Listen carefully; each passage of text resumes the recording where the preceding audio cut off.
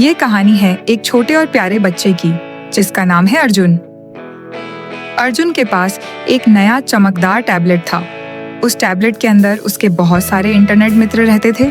वो दोस्त बहुत मजेदार थे। वो अर्जुन को गेम खेलना सिखाते, गाने सुनाते और हमेशा अर्जुन की तारीफ करते थे। एक दिन अर्जुन अपनी टैबलेट में इतना खोया हुआ था कि उसने अपनी छोटी बहन अंजलि को ध्यान ही नहीं दिया। भैया देखो मैंने क्या बनाया है, कैसा है? हट जाओ अंजलि, मुझे अभी इस दोस्त से बात करनी है। तुम्हारे लिए मेरे पास अभी टाइम नहीं है।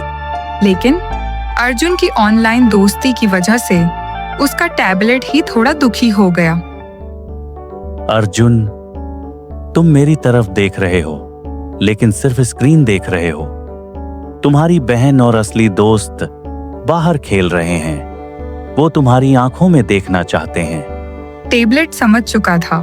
अर्जुन ने इतने अच्छे दोस्तों को भुला दिया था जो बिल्कुल पास थे। थोड़ी देर बाद अर्जुन पानी पीने के लिए उठा और उसने पहली बार टैबलेट पर दुखी चेहरा देखा। मेरे टैबलेट, तुम दुखी क्यों हो?